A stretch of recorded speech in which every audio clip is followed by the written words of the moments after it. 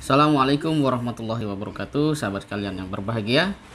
Kita selalu mendapatkan satu tantangan untuk bisa terus berpikir jernih. Dan kali ini kita akan mencoba untuk melihat sejauh mana kejernihan kita di dalam berpikir, terutama pada hal-hal yang disampaikan, dilontarkan oleh public figure. Berita terbaru di hidayatullah.com berjudul Menak Yakut minta doa semua agama dibacakan, PKS.2 kembalikan sesuai fatwa MUI saja. Ini menarik. Apakah dalam doa bersama sahabat setuju untuk semua agama dibacakan doanya, lalu yang lain katakanlah mendengar, menyetujui, atau bahkan meyakini, dan kalau dalam Islam mengaminkan misalnya. Tentu agama lain pun di luar Islam tampaknya juga belum tentu atau bahkan tidak mungkin mau untuk melakukan hal serupa. Terlebih kalau kita menggunakan apa yang menjadi hakikat doa di dalam Islam sebagai senjata orang-orang beriman. Sebagai senjata, tentu saja ini merupakan satu hal yang dijaga, dirawat, dan digunakan ketika kita ingin menguatkan, meneguhkan keyakinan kepada Allah Subhanahu wa taala. Pertanyaannya kemudian adalah, mengapa statement ini muncul? Dalam teori komunikasi politik, kita bisa lihat bahwa sebuah statement dimunculkan kemudian dipublish lewat media tentu bukan tanpa tujuan. Dan pertanyaan yang lebih tajam untuk kita lebih mengerti, mengapa dia muncul tiba-tiba tanpa angin, tanpa hujan misalnya, tiba-tiba muncul isu seperti itu.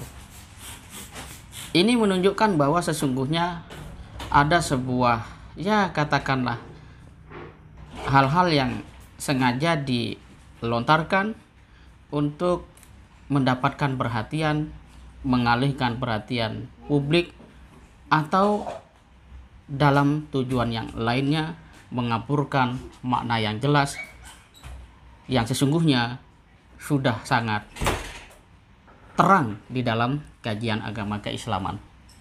Nah, kita lihat PKS di sini apa yang dia sampaikan. Kita baca di sini bahwa anggota Komisi Agama DPR RI dari fraksi PKS, Buhor Yusuf, angkat bicara terkait keinginan Menteri Agama Menak Yakut Khalil Qaumas yang meminta setiap agenda Kemenak tidak hanya dimulai dengan pembacaan doa secara Islam, tetapi juga doa semua agama lain perlu memperoleh kesempatan yang sama. Kalau ini dijalankan, bayangkan kalau ada 6 atau 7 agama, atau 5 saja misalnya, itu berapa kali doa akan memakan waktu.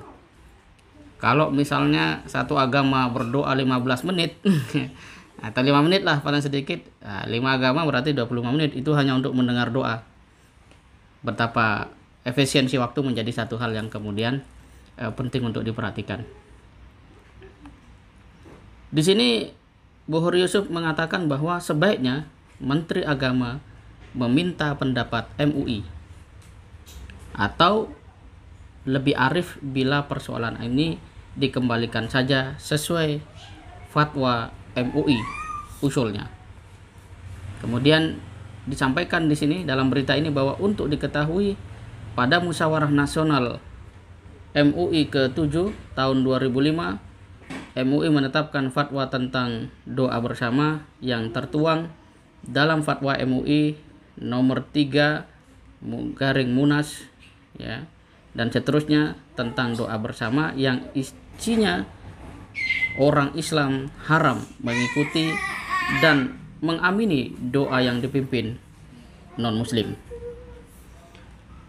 Pertanyaan berikutnya adalah, jika ini diargumentasikan sebagai wujud toleransi, benarkah toleransi harus sampai pada tahap seperti itu?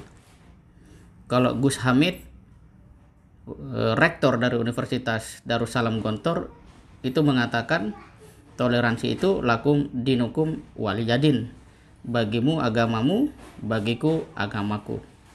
Maka segala hal yang sebenarnya diatur dalam masing-masing agama, sikap toleransi yang sesungguhnya harus dihadirkan adalah saling menghormati, tidak saling mengganggu, juga tidak saling mengajak satu sama lain dalam kepercayaan itu sendiri.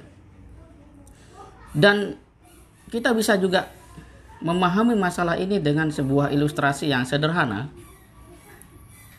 Apakah seseorang yang memiliki rumah bertetangga misalnya dengan 10 orang lainnya, dan di dalam rumah itu, di kawasan rumah itu ada pagarnya, apakah tetangga masuk ke ruangan atau halaman rumah seseorang dengan cara lompat pagar adalah toleransi?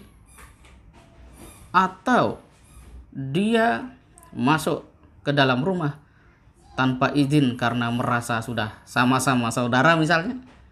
Semua ada aturannya, semua mesti dijalankan dengan sebaik-baiknya, dan tidak mungkin kita hidup dengan cara mencampur adukkan hal-hal yang sebenarnya adalah dasar dari sebuah keyakinan, adalah hal yang sesungguhnya kita dituntut untuk dewasa, saling menghormati, tidak mengganggu dan menegasikan satu sama lain. Tetapi mengapa isu-isu seperti ini terus muncul? Sebenarnya itu dikarenakan masyarakat kita sebagian besar masih harus berjuang untuk bisa jernih di dalam berpikir. Kalau masyarakat kita secara umum sudah mampu berpikir secara jernih, maka sungguh isu-isu seperti ini seperti sebuah barang dagangan, dia tidak akan laku lagi.